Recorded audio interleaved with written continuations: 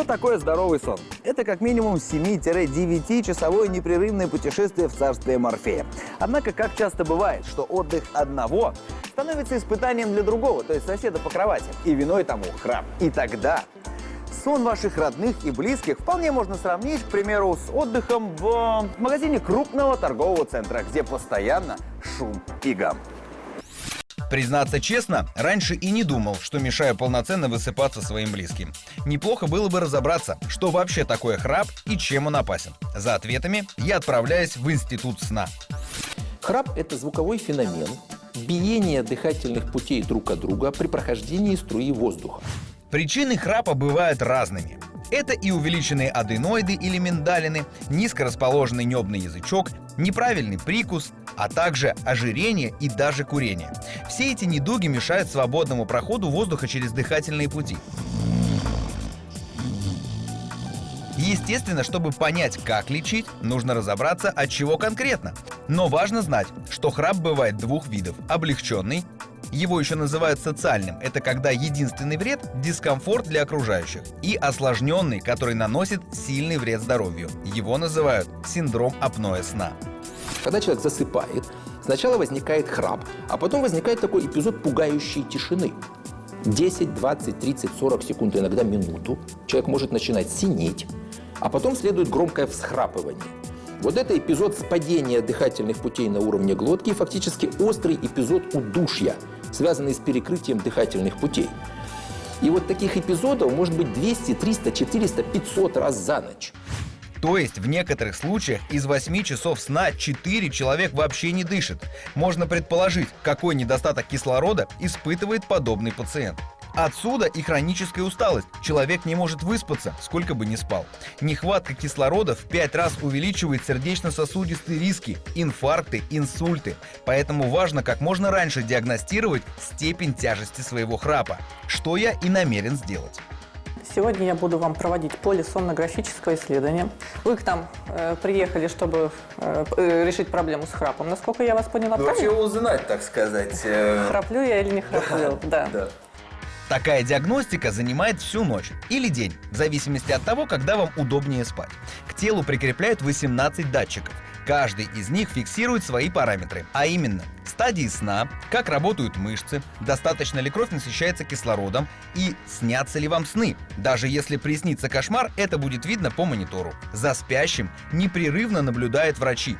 Для них это сложный исследовательский процесс. Для меня же вполне комфортный отдых. А телевизор можно посмотреть? Нет. Пусть такое огромное количество проводов никого не пугает. Пациент остается мобильным. Может ночью встать, попить водички или сходить в туалет. Датчики свою работу не прерывают. Могу вас порадовать, да, относительно. Хорошо. То есть серьезных каких-то нарушений дыхания во сне жизнеопасных нет. Мы выявили у вас неосложненный храп, собственно, порядка 20% ночи, достаточно негромкого храпа. То есть в медицинском смысле это, в общем-то, вообще не проблема. То есть если она в социальном смысле вас не беспокоит, то можно ей и не заниматься. Меня-то не беспокоит, а жену жалко. Поэтому я должен знать, как побороть этот неосложненный, но храп. Оказывается, есть гимнастика, тренирующая мышцы языка, нижней челюсти и глотки. Говорят, она помогает практически во всех случаях социального храпа. Вы берете и выдвигаете язык как можно дальше вперед и вниз, пытаясь достать кончика подбородка. Нет, выдвигаете, да. Но как раз напрягается язык и небная занавеска, тренировка мышц. А небо – это мышца. Если она тренирована, то она меньше бьет со стеночки дыхательных путей. И, да, вот так вот 30 раз утром, днем и вечером. Можно еще челюсть выдвигать, то вперед, то назад. Такие упражнения в течение 4 месяцев сокращают храп на 30%. У пациентов с апноэ сна все куда сложнее. Если уже действительно тяжелая форма болезни, то иногда требуются серьезные методы лечения, вплоть до применения специальных дыхательных аппаратов, которые помогают человеку дышать. Ну, собственно, человек спит с этим аппаратом, а аппарат за него дышит. Ну, или вместе с человеком дышит и не дает спадаться дыхательным путям. И при плохом варианте храпа есть свои степени тяжести. Кому-то с дыхательным аппаратом спать, а кто-то отделается небольшой операцией. Главное то, что в какой бы стадии ни находилась болезнь, если ее не лечить, она продолжит развиваться. Я решил подстраховаться и после проведенной гимнастики отправляюсь в магазин. Может, у меня просто подушка неудобная.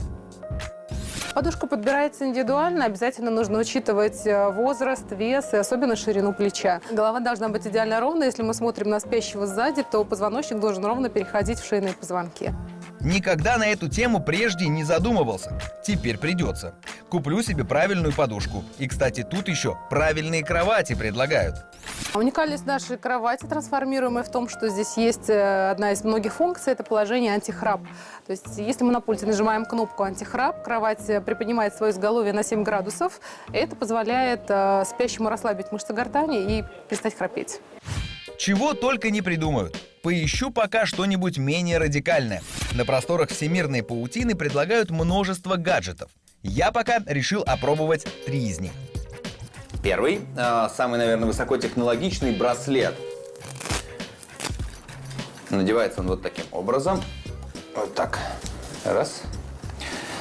Суть проста. Он реагирует на громкий звук и бьет вас током. 2 датчика находятся снизу. Вот. Ау, тихо. Вряд ли я с таким браслетом высплюсь. Есть еще вариант – магнитная клипса. Штуковина эта пристегивается к носу. Как уверяют производители, магниты, находящиеся внутри, посылают импульс в головной мозг, и проблема храпа решается. Врачи убеждают, что все это реклама, и никакой импульс послан быть не может. Я, если честно, склонен доверять медицине. Кстати, пользу следующего гаджета врачи подтвердили. Это капа. Вот такая выглядит она, как соска. Устанавливается простым путем. Вот таким. Как уверяют создатели, ваш язык находится вот в этой плоскости, вот здесь, и постоянно напряжен, потому что соприкасается с инородным телом у вас во рту. И из-за этого язычок, который находится в горле, не колеблется, и вы, собственно говоря, не храпите. Можно и народные способы попробовать. Например, полоскать горло подсолнечным маслом перед сном. В основном курильщикам рекомендуют. Масло выводит вредные смолы, которые создают отек органов дыхания. Для некурильщиков есть метод с теннисным шариком. Предварительно нужно пришить карман на спине футболки и положить мяч туда. Считается, что храпят люди только на спине. С таким аксессуаром в подобной позе поспать не удастся. Дмитрий Остапенко попробовал множество домашних рецептов и все-таки нашел тот, который помог. Я зашел в аптеку и купил облепиховое масло, закапал пипеткой в нос, и мне помогло. Это самый, наверное, приятный способ, и который действительно работает. А мне пока ни один способ не подошел. Жена признается, храплю. Пора все-таки сходить на прием к лору. Сдается мне, что есть там что-то такое, чего без специального вмешательства не разглядеть. Сначала нос я вам покажу, чтобы вы понимали, что происходит в носу. Сейчас вдох носом делаете. То есть, смотрите, у вас начинается нарушение вдоха, прямо начинается со входа. Видите, кожа, она уходит вот сюда бугром, то есть нет полноценной ширины. Вот эти все изгибы создают повышенное движение воздуха, что дает в конце на выходе вам отек заднего отдела. То есть ночью вы открываете рот во время сна. Итак, причина моего храпа – смещенная перегородка и хронический отек. Возникает логичный вопрос – что делать? По-хорошему нужно делать сразу 2 момента. И перегородку, и вот эти раковины. То есть уменьшать объем них и равнять перегородку носа. То есть чтобы носовое дыхание было свободное. То есть операция надо? Да.